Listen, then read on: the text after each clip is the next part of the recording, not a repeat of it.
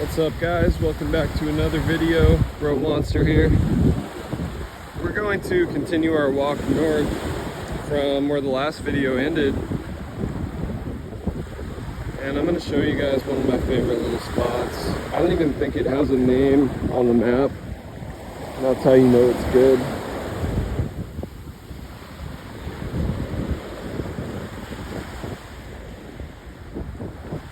This is a really nice swimming beach here. It stays shallow for quite a ways out there, so it's a good place to just kind of wade out there and get some sun and some salt water at the same time. Also, these cocoa palms here make for some decent shade by about midday when the sun is over there. These palms give you a little bit of shade if you can get here early enough to get one of these 5 palm trees. That sounds kind of stupid, but really only 3 of them are actually on the beach. That one and then those 2. And they actually, those spots always fill up. There's always somebody under there, you know, most of the day.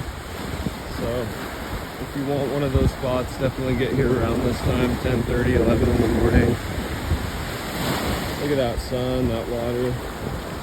Perfect. So this should be a shorter video today, because we're just going to that beach right over there.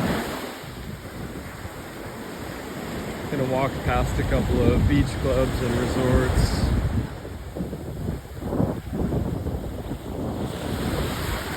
And as you can see, we've had some erosion on the beach here, but not as bad as in the center. The main beaches in the center are pretty badly eroded.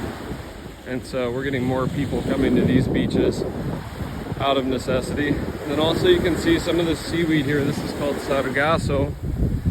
And anytime we get a really strong storm and wind blowing straight from the east, there can end up being just piles of this stuff, especially the red seaweed that has kind of an infamous unpleasant smell to it. And that's been the case recently, but the workers, like the state and city workers, have done a really good job of cleaning it up. So kudos to them for keeping the beach looking stellar.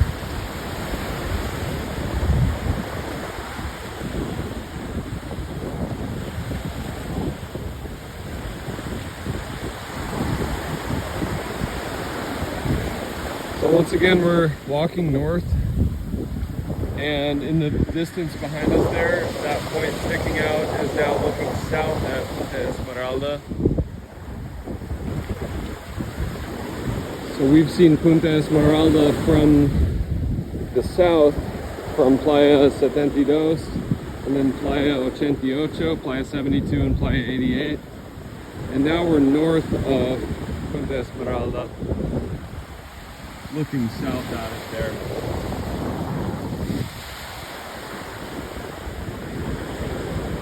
So this video will kind of conclude our little mini series, little bit of coverage of these lesser known beaches to the north. And then in the next video, I should be heading out to Playa Car. And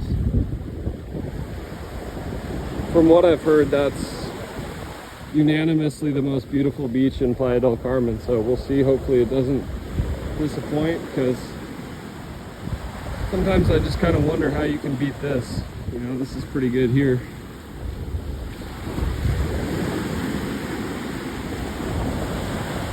But I know that, you know, south of the center there's some beautiful beaches like Playa Car, and then also as far south as Tulum. So we'll be going down to Tulum and checking out some of those beaches, maybe do some stand-up paddle boarding,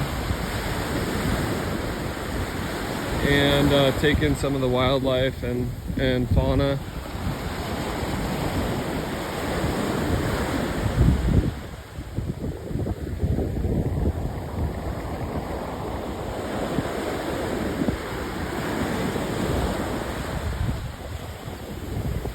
So the tide's actually pretty low right now. There are times when I have to go under that deck of that restaurant and time the waves right. And then same thing here. This part of the beach, you can at times have the water all the way up to that greenery there. So that's something to keep in mind when you're walking north on this beach. To just be cognizant of the tides and determine whether or not you're willing to get wet walking out here, because you can walk out here during high tide, but you're more than likely going to get wet. So one thing I do is keep like a waterproof like a dry bag with me, and then just go shoeless and wear a bathing suit. That way, no matter what happens, unpredicted rainstorm hits or the tide comes in, I can just throw all my stuff in the dry bag and rest easy, knowing that nothing's going to get damaged. So, yeah, we're getting close now to my spot. And you can see we're getting toward, mid-morning, mid to late morning here.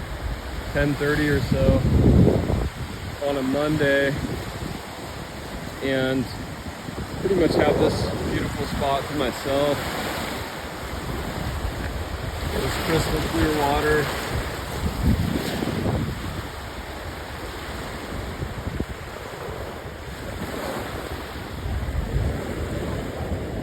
Not sure if you guys can see that old school volleyball setup there, those two timbers and that old net. Pretty cool. Haven't seen any games there. Like, I don't think people still use it, but it's cool that they left it at least. So here you can see a lot of that sargasso that they haven't cleaned up. To me, it doesn't really bother me too much, but like in this amount, it's okay. But it can get to where there's just mountains of it, and once it dries out in the sun, it gets a little stinky. And so it is nice when they clean it up. But a lot of the crews, like the state employees and stuff, they don't focus this far north. This isn't a very popular beach, so you take that for what it is. It's fine. I mean, I'll trade a little bit of seaweed to have this kind of privacy. Now, I'm renting an apartment. I don't have the same setup that I had in Ecuador. Like in Ecuador, I had my own yard and privacy and stuff. And I don't have that now. But I'll trade that for this being basically my front yard. So this is the spot that I've been talking about. And you can see other folks have been here and left their mark. There's just an energy, it's hard to explain, and I'm not sure if it really comes through on the video. There's just this kind of energy here. I'm sure some of the younger viewers watching this have played Assassin's Creed Black Flag.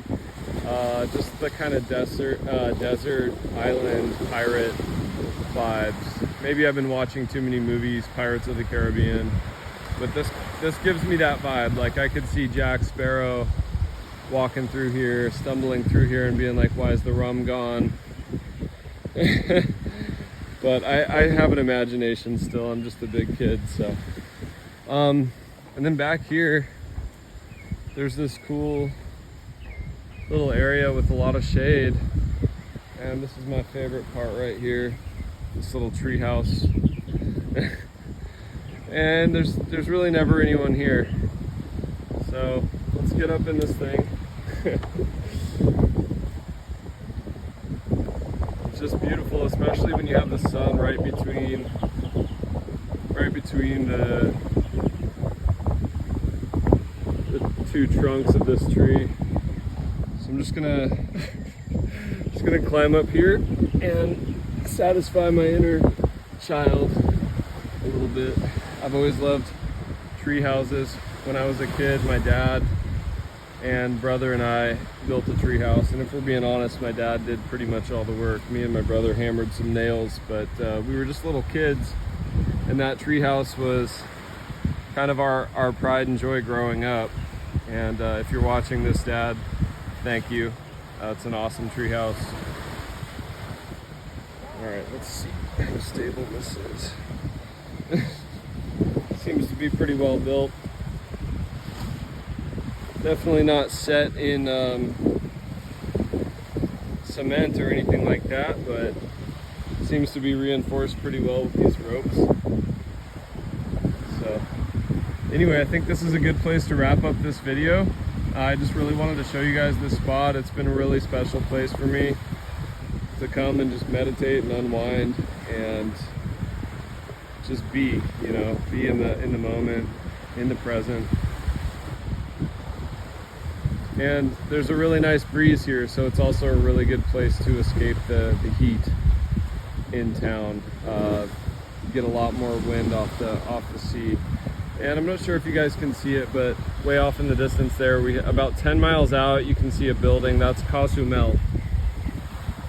And so I will be in the future videos taking a ferry out there and showing you guys some of the beaches in Cozumel and what the center of town looks like, and also what the ferry ride experience is like and how much that costs and things like that. So tune in for those videos coming up. And if you enjoyed this content, drop a like for me, subscribe please, it really helps the channel grow. And we'll see you guys in the next one. Rope Monster out.